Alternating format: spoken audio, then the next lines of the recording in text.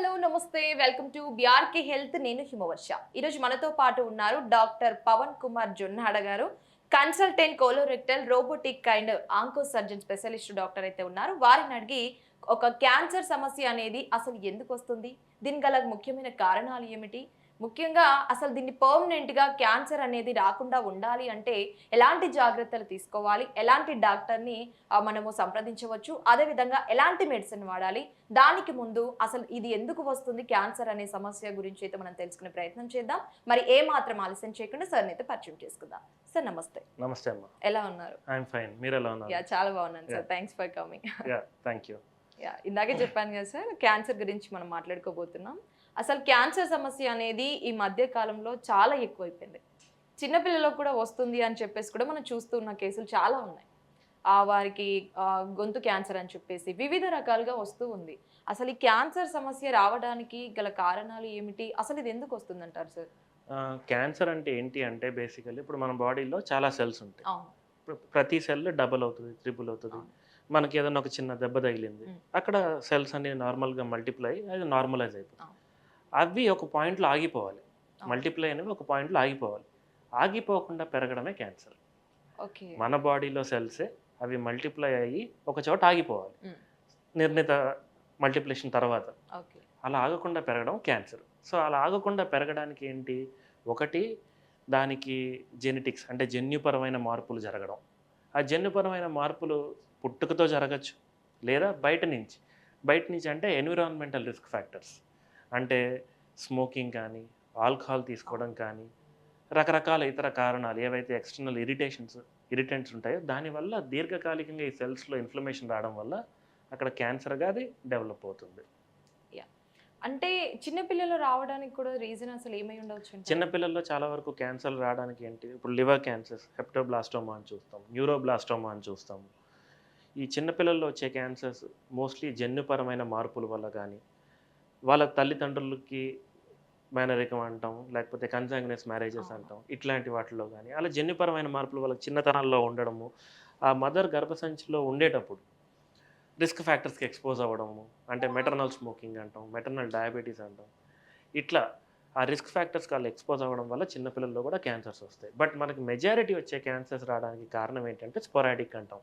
అంటే ఏ కారణం లేకుండా జనరల్గా ఆ సెల్స్ అనేవి ఆ ఎక్స్టర్నల్ రిస్క్ ఫ్యాక్టర్స్లో ఎక్కువ ఉండడం. అంటే ఇప్పుడు ఫర్ ఎగ్జాంపుల్ మనం ఇండియాలో కామన్గా చూసే క్యాన్సర్లు ఏంటి, నోటికి వచ్చే క్యాన్సర్లు, గుట్కా, తంబాకు ఇట్లాంటి అలవాట్లు ఉండే వాళ్ళల్లో ఈ నోటికి వచ్చే క్యాన్సర్లు మనం ఎక్కువగా చూస్తూ ఉంటాం. వీటికి కారణం ఏంటి, టొబాకో తీసుకోవడము, స్మోకింగ్ చేయడము, ఈ గుట్కా అక్కడ పెట్టుకోవడము. దానివల్ల ఏమవుతుంది, మెల్లిగా ఇంజురీ జరుగుతుంటుంది, మెల్లిగా దెబ్బ తగులుతూ ఉంటుంది, లోపల కనబడదు, తెలియదు. ఆ దెబ్బ తగిలిన ప్రతిసారి సెల్స్ రిపేర్ చేయడానికి బాడీ వాటిని రిపేర్ చేయడానికి ట్రై చేస్తూ ఉంటుంది. అంటే దెబ్బ తగిలింది, సెల్స్ రిపేర్ చేయడానికి ట్రై చేస్తుంది. ఒక పాయింట్లో అది మ్యూటేషన్, అంటే అక్కడ జన్యుపరమైన మార్పులు వస్తాయి. సో ఈ సెల్ రిపేర్ ప్రాసెస్ కాస్త అది క్యాన్సర్గా మారడం మొదలు పెడుతుంది. సో దానికి రావడానికి కారణం ఏంటి, ఎక్కువ కాలం అక్కడ అదే ప్లేస్ లో వాళ్ళు వేయడము, స్మోకింగ్ అలవాటు ఉండడం అలా. సో స్మోకింగ్ వల్ల ఏంటి, దాదాపు 13-15 రకాల క్యాన్సర్లు స్మోకింగ్కి డైరెక్ట్గా కాదు. నోటికి వచ్చే క్యాన్సర్లు, గొంతుకు వచ్చే క్యాన్సర్లు, lung cancers and stomach cancers, వీటన్నిటికీ కూడా స్మోకింగ్ అనేది ఒక రిస్క్ ఫ్యాక్టర్స్ కదా. అసలు ఇప్పుడు ఈ క్యాన్సర్ అనే సమస్యని మనం ఎన్ని రకాలుగా చూడవచ్చు అంటారు? అంటే ఇప్పుడు బాడీలో ఉన్న ప్రతి సెల్కి క్యాన్సర్ రావచ్చు. ఎనీ సెల్, బ్రెయిన్ క్యాన్సర్ రావచ్చు, కంటికి రావచ్చు, ముక్కుకు రావచ్చు, నోరుకి రావచ్చు, గొంతుకు రావచ్చు. కానీ వీటన్నిటిలో మనం కామన్గా చూసే క్యాన్సర్స్ ఏంటి, మగవాళ్ళల్లో ఆడవాళ్ళలో కంబైన్గా చూసుకుంటే లంగ్ క్యాన్సర్స్ చాలా ఎక్కువ ఉంటాయి. ఆడవాళ్ళలో అయితే రొమ్ముకు వచ్చే క్యాన్సర్స్. ఇప్పుడు మన ఇండియాలో చాలా ఎక్కువగా పెరుగుతుంది ఏంటి, కోలోరెక్టల్ క్యాన్సర్. అంటే ఏంటి, పెద్ద పేగు క్యాన్సర్. అంటే మనం ఫుడ్ రిలేటెడ్ కానీ, లేకపోతే అసలు ఎందుకు వస్తుంది ఏంటి అనేది చాలా రీసెర్చ్ జరుగుతుంది. సో ఈ పెద్ద పేగు క్యాన్సర్స్, ఆడవాళ్ళలో అయితే గర్భసంచికి వచ్చే క్యాన్సర్లు అండ్ ఓవరీ అంటాం, అంటే అండాశయం అంటాం. సో దానికి కూడా క్యాన్సర్ వస్తుంది అండ్ అవి ఎక్కువగా వస్తాయి. సో ఇవి మోస్ట్ కామన్గా చూసే క్యాన్సర్స్. సో ఆ కామన్గా చూసే క్యాన్సర్స్ని మనం ఎర్లీగా ఐడెంటిఫై చేసిన ఎర్లీ స్టేజెస్లో ఐడెంటిఫై చేసిన నయం అనేది అవ్వడానికి పాసిబిలిటీ. పాసిబిలిటీ అనేది. అసలు మరి ఈ మధ్య కాలంలో మీరు అన్నట్లుగానే గొంతు క్యాన్సర్ కావచ్చు, మనం అనుకున్నట్లుగానే కోలోరెక్టల్ క్యాన్సర్ కావచ్చు. అసలు కోలోరెక్టల్ క్యాన్సర్ అనేది అసలు ఏ విధంగా వస్తుందంటారు మరి? ఇప్పుడు ఫర్ ఎగ్జాంపుల్ మనం అందరం ఆహారం తీసుకుంటాం. అది తీసుకున్నది ఫస్ట్ స్టమక్‌లోకి వెళ్ళాలి. అక్కడి నుంచి చిన్న పేగు, అక్కడి నుంచి పెద్ద పేగుకెళ్ళి, ఓకే. ఆ పెద్ద పేగులో వాటర్ అబ్జార్ప్షన్, మనకు కావాల్సిన న్యూట్రియంట్ అబ్జార్ప్షన్ అన్నీ అబ్జార్బ్ చేసుకున్న తర్వాత మోషన్ అనేది బయటికి వెళ్ళిపోవాలి. ఓకే. సో అందులో పెద్ద పేగు అనేది దాదాపు ఒక 150 సెంటీమీటర్లు ఉండేది. పెద్ద పేగు రైట్ సైడ్ నుంచి మొదలవుతుంది. ఓకే. రైట్ సైడ్ నుంచి అసెండింగ్ కోలాన్ అంటాం, ట్రాన్స్వర్స్ కోలాన్, డిసెండింగ్ కోలాన్, కింద చివరి భాగాన్ని రెక్టమ్ అంటాం.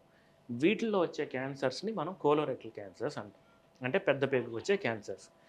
జనరల్గా ఈ క్యాన్సర్స్ అనేది రావడానికి ఏంటి అంటే అందులో ముఖ్యమైన ప్రధానమైన కారణం ఏంటి? 50 ఏళ్ళు వయసు దాటడం. ఓకే. ఎవరికైనా 50 ఇయర్స్ ఏజ్ దాటింది అన్నప్పుడు వాళ్ళకి ఈ పెద్ద పేగులో పాలిప్స్ అంటాం. పాలిప్స్ అంటే ఏంటి అంటే ఒక చిన్ని, ఇది పెద్ద పేగు ఇలా ఉంది అంటే ఒక ట్యూబ్లో ఉందంటే దాంట్లో ఒక చిన్న గ్రోత్ రావడాన్ని మనం పాలిప్ అంటాం. ఓకే. ఆ పాలిప్స్ అనేవి రకరకాలుగా పాలిప్స్ ఉంటాయి, రకరకాల కారణాలు ఉంటాయి. ఏమీ చేయకుండా మనిషిగా పుడితే చాలు పాలిప్స్ కూడా రావచ్చు. సింపుల్. బట్ ఈ పాలిప్ కనుక దీర్ఘకాలికంగా జనరల్గా 8 ఏళ్ళు 10 ఏళ్ళు ఉంది అంటే ఇది క్యాన్సర్గా మారే అవకాశం చాలా ఎక్కువ.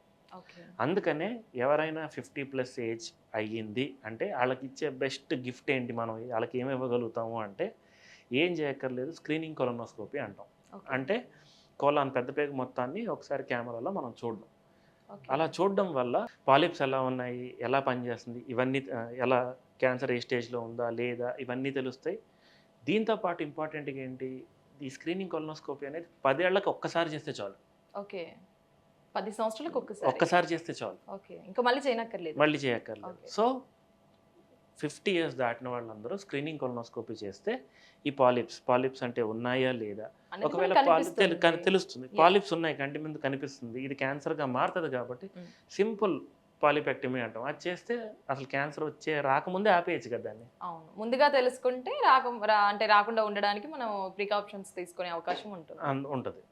Thank you sir, thank you so much. అసలు మీరు అన్నట్లుగానే ఈ కోలోరెక్టల్ క్యాన్సర్ అనేది ఎందుకు వస్తుంది, అదేవిధంగా అసలు ఈ చిన్న పిల్లల్లో ఈ సమస్య పెరగడానికి గల కారణాలు ఏమిటి అన్న దాని చిన్న పిల్లల్లో కోలోరెక్టల్ క్యాన్సర్స్ చాలా తక్కువ. చిన్న పిల్లల్లో లివర్ క్యాన్సర్స్, బ్లడ్ క్యాన్సర్స్ ఎక్కువ.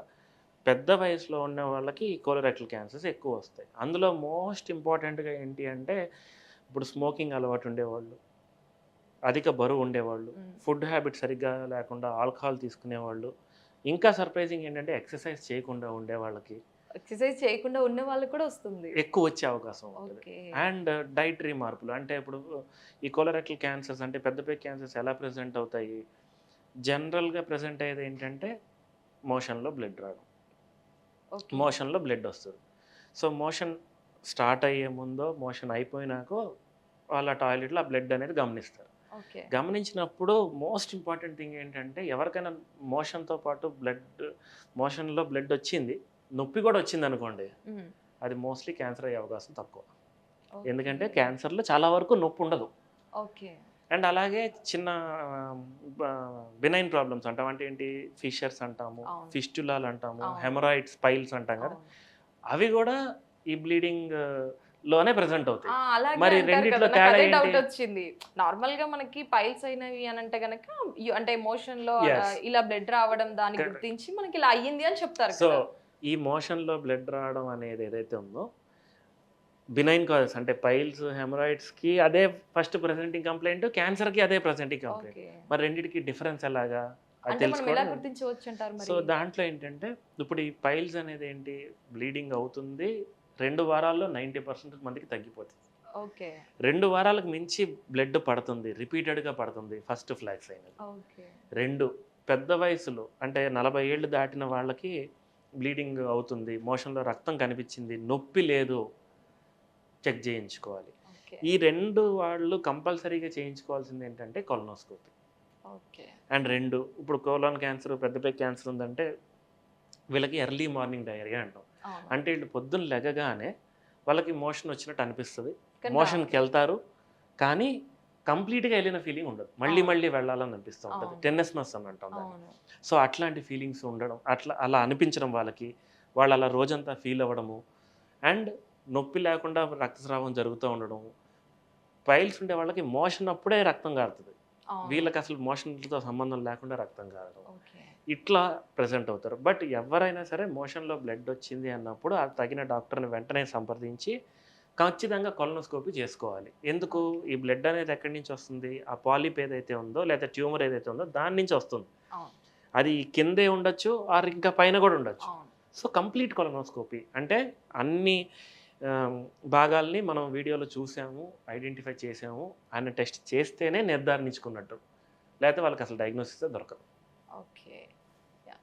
Thank you sir. Thank you so much. ఈ కొలనోస్కోపీ గురించి చాలా క్లియర్ కట్‌గా ఎక్స్‌ప్లెయిన్ చేశారు sir. Thank you sir. Thank you so much. నమస్తే. Thank you.